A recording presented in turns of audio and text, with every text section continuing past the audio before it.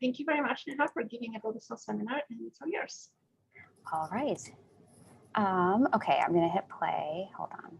Let's do share first. Share. And then play. Does it look okay? Normal? It looks okay, and it looks normal, yes. Okay. All right, great. Okay, well, thank you very much for the invitation to the Build a Cell folks and Kate. I'm going to share a story that we've been working on towards building vesicle-based biosensors. One of the stories is new, and one of them, if you attended the UMN awesome SynCell conference, is a little bit older. So if you want to leave at that point, I won't be offended. But I want to talk to you about how we're thinking about designing biosensors. And so I wanted to start here with an acknowledgement of my really terrific group. We are an interdisciplinary group of biologists, biophysicists, chemical engineers, bioengineers, and we spend a lot of time thinking about membranes. So in particular, I wanted to highlight my awesome grad student Maggie here, who led the work that I'm going to show with our potassium sensing. And then in our back row here are Nora, Claire, and Anna, who are actually undergrads in our lab who have contributed significantly to a lot of this work as well. So we're very proud of our undergrads, and I want to highlight them. They'll be, one of them, Anna will be, I think, applying for grad school in the fall. Okay. Okay, so I wanted to start with sort of a quick introduction of how we define artificial cells in our lab, which is really the system that's bridging capabilities between whole cell sensors like bacteria that we find and cell-free systems. And in one way, the cell-free systems have been really powerful. They take the guts of a cell and they can perform a lot of different metabolic processes that engineered living cells can, for example, biosensing and bioproduction. But they have this controllability where you can add molecules, you can supplement non-natural components into your system. However, they're also sort of limited in the fact that they're susceptible to dilution. So you can't just inject this into groundwater or bloodstream and have them work as well. They can also be susceptible to degradation from different components. And so in that sense, finding a way to contain and protect these systems has become really important. Not only that, by building containers that have some of the functions of cellular membranes, like biosensing capabilities and transport capabilities, we can really start to enhance some of the capabilities of our cell-free systems and also match or even improve upon what we see with whole cell systems. And so that's kind of where we see these artificial cells lying, is at this interface and taking together membrane functions along with a lot of these more soluble functions that we find in cell-free systems. So when we think about designing a compartment, there are really a lot of options. There's a lot of beautiful work designing protein or colloid or even sugar-based compartments. For us, we've been really interested in thinking about the cell membrane and what features and components you might find there. So while there are many types of compartments you might choose to assemble your artificial cell, a major source of inspiration for us has been lipid membranes, shown here schematically, and this is drawn by Maggie, where we have phospholipids shown in gray, as well as a variety of different membrane proteins that perform a variety of tasks like sensing and facilitating protein folding, facilitating intracellular signaling, transport, and even communication to other cells. And so what is really remarkable about lipid membranes is that they're generally pretty easy to form. Maybe not in the beautiful shapes and structures that we often need, but if you take lipids, you throw them in water, they will self-assemble into a bilayer and often fold into a nice vesicle. And so that's a great selling point, I think, for lipids beyond their natural prevalence in real cells. So onto biosensing. So one of our goals has been to take these cellular membranes and artificial cell-like systems and try to design systems that perform biosensing functions. And our motivation for this is that it can often be really difficult to sense molecules in certain areas. So let's say you have a low pH near a tumor site, or you have a contaminant like lead in your groundwater. These may not actually be accessible in their actual concentration amounts when you take a blood draw from your arm, for example, or a water draw from an access point in a stream. So we've been thinking about this idea of designing sort of sentinel particles that move through environments of interest and see things that we might be interested in detecting, and then generate some sort of recorded memory. Maybe it's an optical protein. Maybe it's some sort of molecule that can actually even be delivered at that site. And if it's an optical protein, maybe we can collect it downstream and see what did this sensor see? How much of it potentially did it see through the course of its travels? And so that's kind of the long-term vision that we're really pursuing with these design of vesicle-based sensors that we hope can be able to move and work in a variety of water-rich environments, which includes blood, which is mostly water, as well as in the environment. And I hope you enjoy this cow that Maggie drew, which I really like. This perspective has also been kind of written up and will be, it already appeared online. So if you want to kind of look at some of the reviews we've done of what sensors have been developed to date in terms of artificial cell sensors, I think this is a good resource. Okay, so what are the parts of an artificial cell biosensor if we wanted to design one? I would say there are 3 key steps. The first part to consider is some sort of signal detection area, where here you would want to design an interface that can detect your molecule. So what has predominantly been designed here are sensors that respond to molecules that are membrane permeable, so they can just passively cross your compartment interface. You can also put non-specific pores in, like alpha-hemolysin, which would allow a variety of molecules up to around 3 kilodaltons through. You can also use force responsive or light responsive channels like MSCL and rhodopsin that allow a larger number of molecules through in response to light or force. So once your molecule has entered through these different routes, then you're inside your cell, and this is where you maybe want to initiate a cell-free reaction. And the real goal here is to harness some of the biosensing elements you find in nature. These can be things like transcription factors or ribose switches, and to initiate the production of a molecule. This is kind of what differentiates, I would say, an artificial cell sensing system from maybe a traditional biosensor that uses just fluorescent ions or something, where you can actually produce a molecule in response. And so in the third step, you take that protein product, or maybe it's an RNA product, and you do something in the vesicle. Maybe you're inducing release by destroying the vesicle, or inducing release by engaging transporters that insert into the membrane, or you're actually synthesizing something that has an optical signature and can fluoresce. And so these are kind of the main points here. So as an example of a neat biosensor that we've seen, in around 2019, the Yoko Bayashi group designed a histamine biosensor. And so this was a vesicle-based sensor. And what they did was, it says histidine, but it should say histamine. And so what they did was they encapsulated and actually engineered a ribose switch that binds histamine and that can turn on the production of a downstream protein in response. And so in this case, the histamine was membrane permeable. It interacted with the ribose switch and they produced either a fluorescent M-cherry protein, or they could produce an alpha-hemolysin pore that released a dye. And so this kind of gives you an idea of the types of biosensors you can build. One of the limitations that we've sort of identified with biosensors to date is that they often use nonspecific pores that allow many things in. And the problem with that is that your biosensor inside has to be really specific to that molecule and not have interference from those other ones.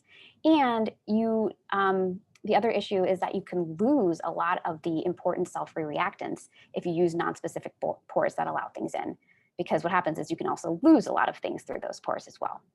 So this is a question we started thinking about is how can we use some of the capabilities of membranes beyond containment to really enhance the design of biosensors with the goal that we can bridge membrane functions with a lot of these other different cellular parts later on.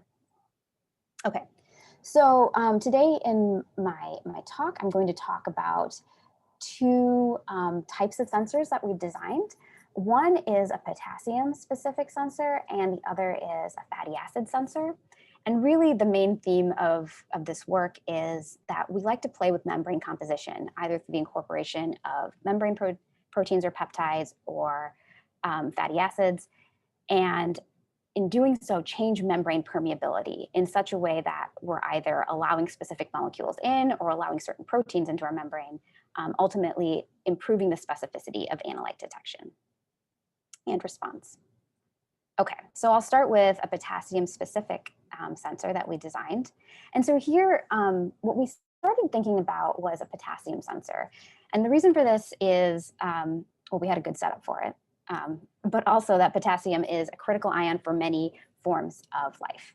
In our cells, we tend to maintain a gradient of potassium across our cellular membranes with a lot of potassium inside our cell membranes, up to around 150 millimolar. And outside in the extracellular space, there's very little. There's around 3 to 5 millimolar of potassium. And what that does is it really helps maintain that membrane potential. And so that in response to, for example, an action potential that opens ion channels, there will often be a release of potassium. So it's really critical to maintain this balance. And potassium is very important. When there are irregularities in extracellular potassium concentrations, for example, it can lead to a range of pathologies, right, leading from cardiovascular disease, immunological diseases to a range of cancers. And so it's critical to kind of be able to measure these extracellular potassium concentrations, but in many contexts, it's been difficult to do so. Another cool feature of potassium is one that our collaborator, Arthur Prindle, has been working on for a while. And what Arthur discovered a while back is that potassium is a really important signaling molecule in bacterial biofilms. So as bacteria are growing, their growth cycles tend to correlate with these with their membrane potential. And what Arthur identified is that a bacteria will actually use potassium as sort of a signal to one another about kind of their population density. And so if you abolish this ability of the cells to signal with their potassium to one another, you can actually affect growth and growth dynamics. So potassium is important for a variety of reasons, and it's important to measure. So one of the really state-of-the-art methods to quantify potassium in biological samples has been sort of an invasive method of sticking an electrode inside, either into a mouse brain shown here or into whatever your sample is.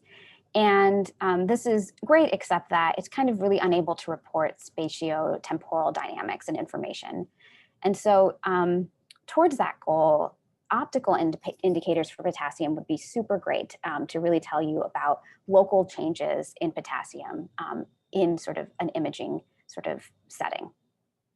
So there are a variety of indicators that are used for ions. These are some examples specific to potassium, PBFI and APG4, but their limitations to date have been that they're pretty non-specific to the ion. So one of the reasons that, for example, PBFI has been sort of functional and usable is that our cells have a lot more potassium inside them than sodium. And so PBFI can respond to both potassium and sodium. It has only 1.5 times higher selectivity for potassium, but the fact that there's 150 millimolar potassium and a few millimolar sodium kind of works in the favor of this poor selectivity. However, in the extracellular space where those concentrations are really inverted and there's very little potassium, it becomes very hard to use this dye to actually specifically indicate potassium. And so here's where we thought we could use a feature of the membrane, which is membrane gating, to really improve the specificity of our indicator. And so our approach was, okay, we can encapsulate this PBFI indicator, which is a bit nonspecific, and let's introduce potassium specific pores into our membrane. And so here we worked with a pore called Valinomycin, which is a peptide. And what you can do is it helps specifically transport certain alkali metals through, like cesium and potassium, but it does not allow sodium and some other important biological ions through. And so this was our hypothesis, that in solution, while this dye would kind of light up with a variety of different ions, when gated with a membrane with a potassium-specific pore, it would only respond to potassium. And so this is how we started exploring it. The indicator PBFI has a low excitation wavelength in 300 range, and we can look at its emission spectra at 505 here in response to increasing concentrations of KCl, as well as increasing concentrations of sodium. And so what you see is the dye really responds to both. We can kind of turn this into a ratiometric output. Oops, sorry. I'm trying to see another screen here. Okay, so we can turn this into a ratiometric output. And then what you kind of see here is, if we zoom in, this curve in blue is our sodium concentration increasing, and PBFI is responding to that. It's also responding to potassium a little bit better.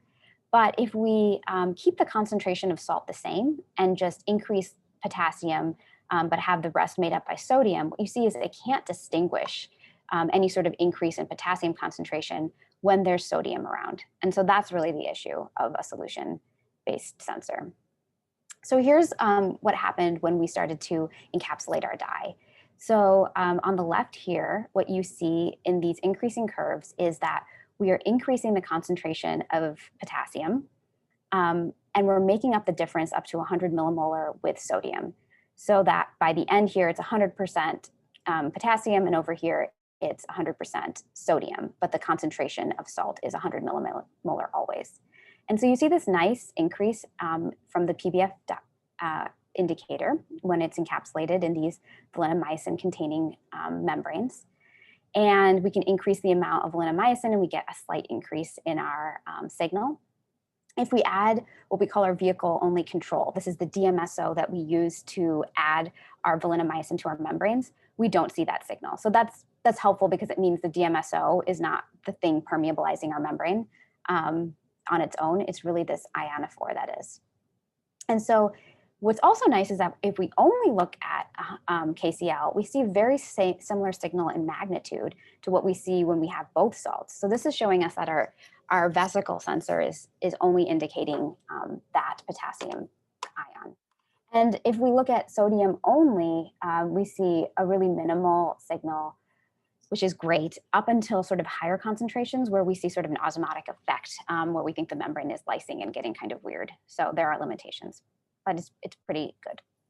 This is just showing you that same thing again, where in free dye alone, it's hard for our sensor to detect only potassium. But on the right, when we do have the membrane gate, we can detect potassium even in the presence of sodium. So next, we wanted to assess the specificity of our sensors with respect to other biologically relevant ions like sodium and calcium and magnesium. And so on the left in black and green, what you see are vesicles that have the PBF dye, and they either have the valinomycin, and we've normalized our signals to the maximal PBFI signal. So what you see is that our vesicle sensors are sensing KCl the most, potassium, but not really responding to these other salts that are there at around 100 millimolar. We can then lyse our membrane to show that when we destroy this gating mechanism, that specificity starts to decline, and that's what we see. And then finally, in free solution, we see really the power of our membrane gates, where the dye is responding equally to NaCl and KCl, and even calcium. But these sensors will work great if you don't care about, if magnesium is around, apparently.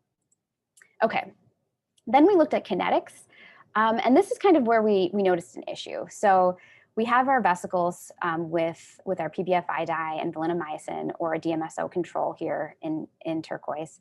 At around 5 minutes or so, we add 50 millimolar KCl, and to a sample that was tritoned, you see an immediate response. So this is kind of showing us your solution So situation where when there's no membrane around or that vesicle's been lysed, there's an immediate response to PBFI or to KCl. In our vesicles, there's a specific response to potassium, but it's slower. And you can see that better on the right. It takes up to an hour to reach our maximum signal. And so I think this is kind of one of the setbacks to vesicle sensors, is that you have to realize there's going to be a limitation in diffusion of that molecule into your membrane. We also looked at reversibility. So this is a question that we thought was important. If our sensor is sitting around next to a cell and we want to monitor changes in the flux of an ion, we'd like to be able to measure the removal of that ion from the environment as well. So that means it has to be able to not only enter the vesicle, but also leave it when the concentration declines. And so to set this assay up, we used size exclusion columns where you can run your vesicles through an environment that's either poor in potassium or rich in potassium. And so I just want you to focus on these first two sets of bars. In black here, what we're doing is we're taking an empty vesicle and we're either moving it through an empty column, and then that's your kind of PBFI signal, baseline signal. If you take that empty vesicle and you move it through a column rich in potassium, you see a bump up in PBFI signal, indicating that potassium has entered that vesicle and PBFI is responding. If we take a potassium or PBFI containing vesicle that had a bunch of KCl around and move it through a column that's rich in potassium, this is its signal.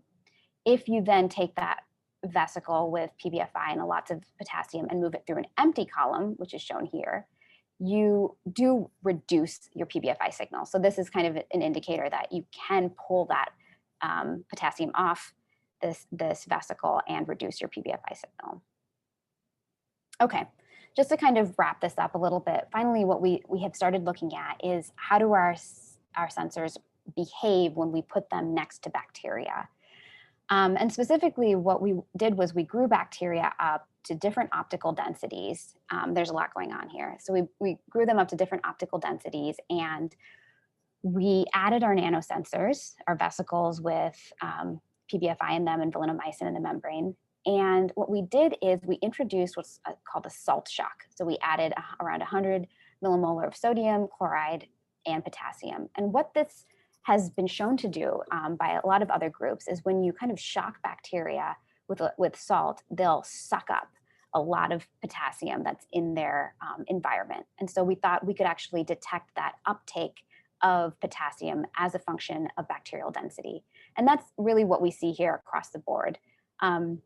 On the left is a sample where there was no bacteria around and we just added salt, and our nanosensors respond to that salt relative to vesicles that just had DMSO and no valinomycin.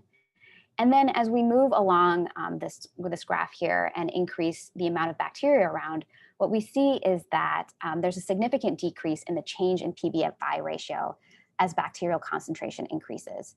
And what that indicates is that a lower potassium concentration is detected by the nanosensors because they're absorbing and sucking up a lot of the potassium that's in response to this hyperosmotic shock. So we're kind of in next steps actually trying to switch the dye that we work with because PBFI is awful to use with microscopy. It has a 340 excitation wavelength, and we'd like to start exploring some dyes that have quite a bit better excitation and emission wavelengths for microscopy. So that's what we're doing now. But I hope I showed you kind of this power of membrane gating, that by using ion-specific peptides and pores, we can confer specificity to an encapsulated sensor.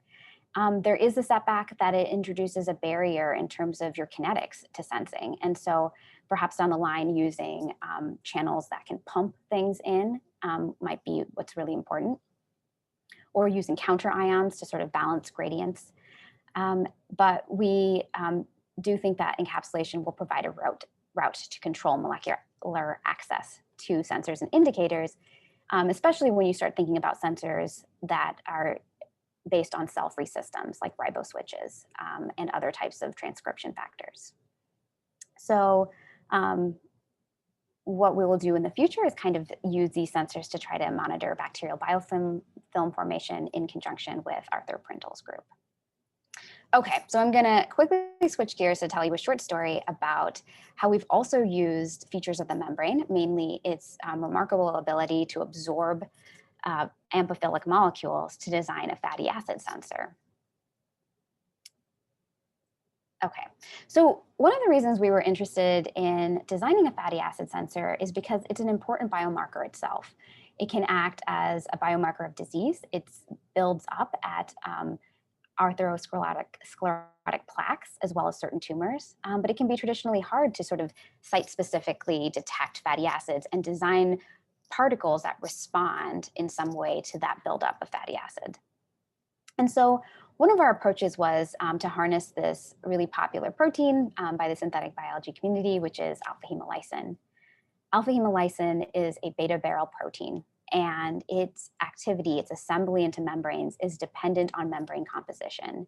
And we thought we could use that to our advantage, where we could have alpha-hemolysin proteins or peptides around and induce its assembly in response to the detection of oleic acid. And so the reason that we thought this would work is because alpha-hemolysin assembly depends on this property called membrane fluidity, how much lipids are able to diffuse back and forth within a given membrane. And so what we did first is we first looked at the activity of alpha-hemolysin as a function of its concentration and membrane composition. To do that, we can make vesicles that have calcine, a self-quenching dye. Calcine release, which should accompany alpha-hemolysin assembly, will occur through and be reported through an increase in fluorescence. And so what we see is for, this is a lipid called DOPC. And if we have 100% DOPC, which is in blue here, it's really not responsive to increasing concentrations of alpha-hemolysin. Alpha-hemolysin won't form in there. But as we start to bump up the concentration of cholesterol in our membranes, which changes the membrane properties, what we see is alpha-hemolysin starts to assemble into pores and release calcine. So this is kind of a schematic of what we thought would happen. We'd have an inactive membrane composition, one where alpha-hemolysin does not like the composition enough to assemble. But in response to our fatty acid, which changes the fluidity of this membrane, alpha-hemolysin will suddenly assemble, and we can release anything that's inside. And so this is kind of a sensor because in response to sensing and uptake of oleic acid, we get this output of protein channel formation. And so what we can do is encapsulate something in our membranes that will actually be released in response. Okay, so the next thing we did was we made compositions of different amounts of lipid as well as cholesterol and oleic acid. And here what we were just basically asking is, can we replace cholesterol with oleic acid to get this alpha-hemolysin assembly? And we do see that. So as you move up on this curve, as you get to this red curve, we have more and more oleic acid, less and less cholesterol, and we're inducing alpha-hemolysin-induced calcine release at smaller concentrations of the protein. Next, we said, okay, instead of pre-incorporating oleic acid, can we now have our membranes move through an environment where it can encounter oleic acid, and will it induce assembly that way? So that's what we see here. We can add oleic acid to vesicles. It'll spontaneously form through this addition, this fusion process of micelle incorporation into lipid membranes. And what we see on the right here is that we don't see any response or alpha-hemolysin-induced calcine release when we're just adding oleic acid alone. But when we have oleic acid plus alpha-hemolysin, we do see that release. And so that shows us we have sort of an AND gate where we need both the protein and the fatty acid to induce this alpha-hemolysin-induced release. Okay, so to just wrap this up, we wanted to couple this to a cell-free system, and this was really inspired by work from Sharif Mansi's group, where they showed how an encapsulated theophylline riboswitch responds to theophylline to assemble alpha-hemolysin. The alpha-hemolysin goes to the membrane and can release another molecule, which then induced expression of a protein in E. coli. But the really, I think, neat thing here was that it demonstrated the potential of artificial cells to act as sensors and messengers, where they could be designed to see a specific signal and then respond by releasing a molecule that a cell could then respond to. And we wondered if we could sort of improve upon this system to further impart control over it. Because once you start creating alpha hemolysin, it immediately would go to this membrane and release molecules that were encapsulated. So we thought, can we engage the membrane as a real player in this logic circuit? So not only do you need theophylline to induce alpha hemolysin release, but some feature of the membrane property, for example, oleic acid, to then induce secretion. And so we thought, if you start to think about using the membrane as a real player in these systems, we can expand the types of logic systems we use, expand not only their complexity, but their specificity to signals you're interested in. And so here was kind of our demonstration of that. We have a cell-free system here that's going to be producing alpha hemolysin. And what we hope is that on its own, it does nothing to our inactive vesicles. But once we add our oleic acid molecule, we then get alpha hemolysin induced release, because it can now assemble into those vesicles.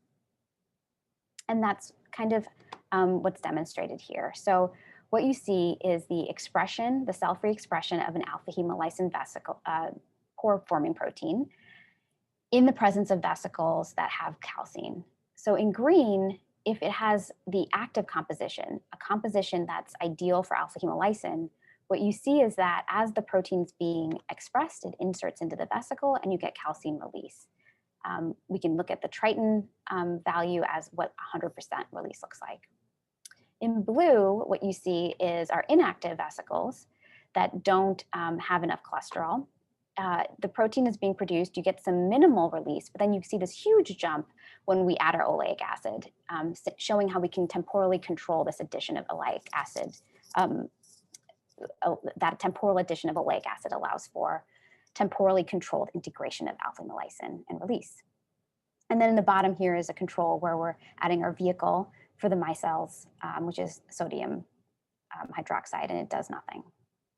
So hopefully what we've shown you here is that by working with membranes in which alpha hemolysin can be temporally controlled, we have a better overall control over when release occurs in our vesicles. And we have a kind of a sensor for oleic acid itself.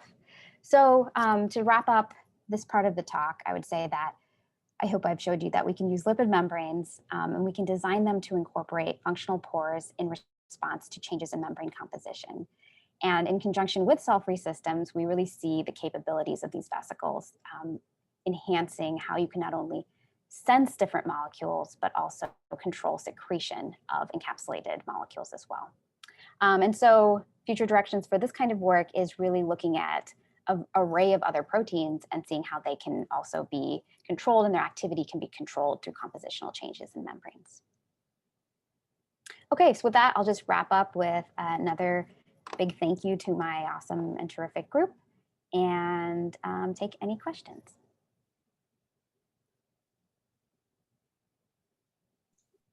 Thank you so much. You have several questions in chat. Can you see chat? Let me stop share. I have some questions too, but I would like the chat people go first. Someone said, I do enjoy the, thank you for enjoying the cow. That's also my favorite. Danielle asks, what membrane composition are you using? Sorry, oh, you probably didn't miss it. I probably just didn't say it. So for the first part of the talk, we were using DOPC membranes. And I think that was it. And then for the second part of the talk, it was DOPC vesicles with, where we were kind of tuning, we had a little bit of cholesterol and we kind of tuned it down and we're adding oleic acid to that. So it's DOPC cholesterol and oleic acid for the second part and just DOPC for the first. And we often just explore kind of a range to see what works for a system. If you have bloodstream sensors using TXTL, what will happen with toxicity of the TXTL after the membrane degrades? What's the proposed clearing pathway? Great question. I bet a lot of people are working on this. Can you inject cell-free extract into a living system? I think it's been done in terms of a local injection, and it's fine. But I think what your question is getting at is what happens when TXTL is released, and it's probably not great, right? You have a bunch of foreign, polymerases and things around, and so I think this really speaks to the fact that you want to control and contain whatever you're encapsulating, and why we would want release to be specific, either to a specific type of cargo that we're releasing, or molecule, and specific to entry. And we don't want just kind of a non-specific release of components into the environment. I think that would actually be quite bad. And this is something I think we, as well as other people, are working on, is improving that to gate not only entry, but exit of molecules. When you replace cholesterol with oleate, does that affect magnesium stability of the membrane? Yes. So this was a fun project that I got to work on with a colleague, Lin Jin, when my postdoc, who's my postdoctoral advisor is also Kate's in Jack Shostak's lab. So we played around with blending oleate into lipid membranes and looking at magnesium stability. You can blend in up to like around, I think, 25% mole percent oleate into POPC membranes, I know at least, before things start to go awry. So there's a limit to how much you can get in before things fall apart. That's a great question. You could definitely not do this with oleate alone, unless you have citric acid percate. Okay, how well does your PBFI vesicle sensors tolerate the large differences in osmolarity? So this is a good question. We found we could get, so the nice thing is vesicles are quite stable when you're adding a lot of excess salt outside of them, because what happens is the vesicle shrivels versus expanding and bursting. So we had a pretty stable vesicles up through like 50 to 60 millimolar osmolarity difference. That was fine. And so that's kind of how we designed these vesicles, is that they were going to detect increases in salt concentrations outside of them. But beyond that, they do start to get kind of weird and leaky. One of the things that we've explored in our group, which really helps in terms of osmolarity, osmotic induced instability, is to add diblock copolymers in, where you can add a little bit into your membrane, and membranes that have diblock copolymers can stretch to a significant degree, 20, 30, 40% more than lipid membranes alone. And so this is kind of an approach to that you can use to enhance that issue. What can be done to reduce the leakiness of the system? For instance, the leakiness seen without oleic acid presence. Right, so there was some kind of alpha hemolysin induced leakage from the vesicles without any oleic acid around as it was being expressed into vesicles. I think it's going to come down to composition. That would be my best bet. We were playing with just a really simple composition, but you could add stabilizing molecules into your membrane to sort of shift that sensitivity, how much alpha hemolysin you actually need to start seeing a response. So that would be my route. I talked about diblock copolymers. I think they're, cholesterol, you could add a little bit more while basically shifting that curve of how much alpha hemolysin you need to get release. Petra says, for the record, I enjoy the cow too. Thank you, Petra. Question about the sensors. How long is a sensor active in bacteria before it degrades? Ooh, good question. So we were looking at them over the course of hours overall, and it seemed fine. And we did some sort of stability tests with that. Now, the key is the media that the bacteria in is very important. So we had originally started working with LB broth, which is a common media for bacteria, and that will destroy vesicles. And so it turns out that LB is filled with a lot of like weird cellular junk, cell membrane extracts from yeast and things like that, that will really break down lipid vesicles. So when we do these settings, we have to switch to a different media. I can tell you, feel free to email me. It's like MSGG is the one we had to move to. And that helped quite a bit. Is horizontal gene transfer an issue in bacteria sensors? Oh, interesting. Gene transfer from the circuit in a sensor to the bacteria. Oh, like almost like a transformation? That's a neat question. We don't, in our particular system, we only had an ion indicator. We haven't played around with anything like that, but potentially, I don't know. That is a good question. I'm sure you can design your plasmid such that it uses its own series of promoters to be active and may not be active in the native bacteria that you're studying itself. Chris to everyone. How do you prevent bacteria from simply treating the sensor as food, lipid bonbon filled with yummy protein? Great question. That you're right, it should. So we've seen our sensors actually last around there for a while. This is going to be a fun question. What compositions not only maintain stability, but prevent consumption? And I think, in the same way that a lot of lipid vesicles have been designed to travel in the body for drug delivery and vaccines by the addition of pegylated lipids, I think we'll be able to achieve that same kind of protection effect by just incorporating pegylated lipids into our system and having them be the right size. Thank you very much. I have a follow-up question, if there are no more chat questions, about the size. What size range do you think really going to work out at the end? For like in situ sensing, for real sensing? I feel like anything in the body, it's going to have to be 100 nanometers-ish.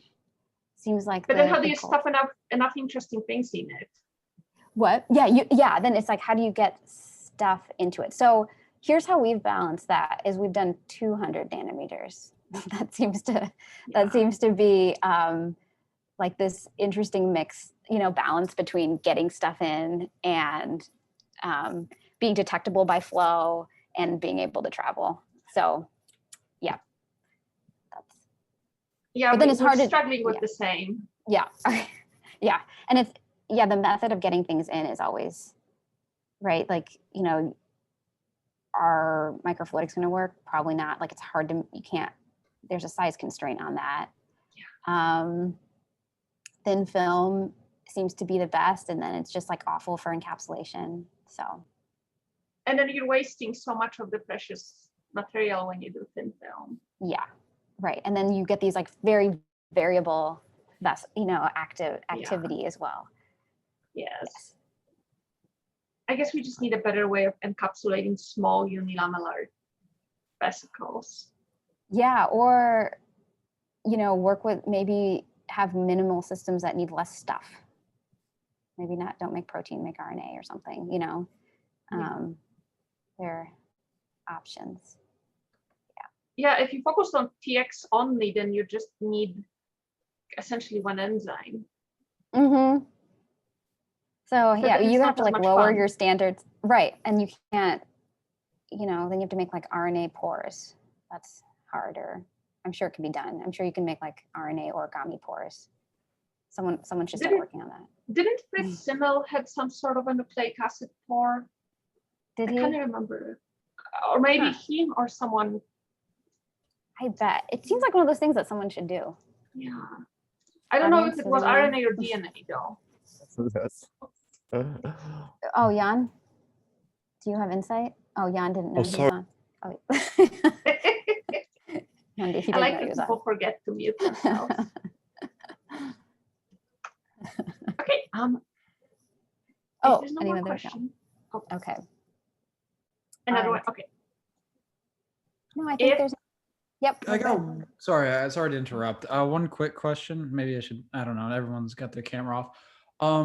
So I'm a little bit unfamiliar with the actual process of how you form the cells themselves. Are they self-assembling? I mean, you mentioned microfluidics. Is it something along the lines of like Biorad's digital droplet PCR? Ooh, What's the actual process like? the actual, okay, so there's a few. The very standard way to make a vesicle is called thin film hydration, where you just take lipids, chloroform, dry them down on glass. You just squirt them on glass.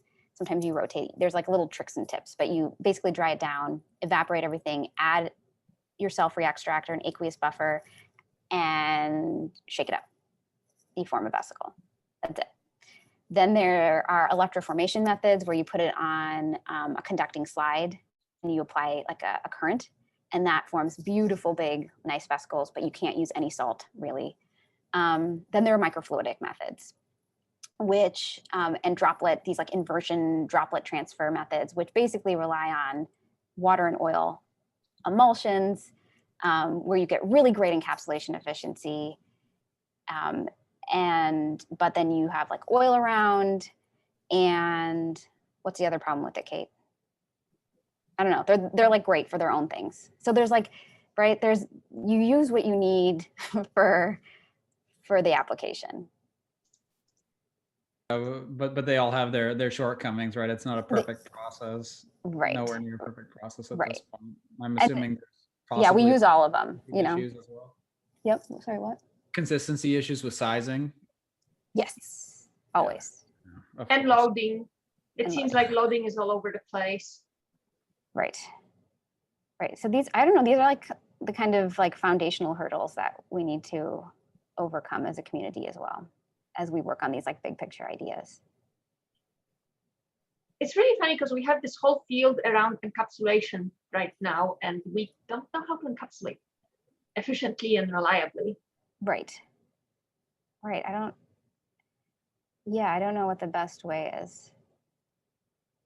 Yeah. I feel like there's not enough research in it too, because everyone just goes for the cool end result and nobody wants to do the groundwork for boring encapsulation tests. Yeah, we need like one paper on that. Yeah. We would all use it. Oh yeah. That's true. It would probably thanks, be, yeah. Yeah, it would be like the most cited JAX paper if that ever happened. That's true. That's how we should sell it to JAX. Like a lot of people will cite this. That's true. All right. If there are no other questions, I want to say thank you very much, everyone, and thanks so much, Neha, for the talk. Thank you. Thank you all, and thanks for the discussion. Bye. Bye-bye.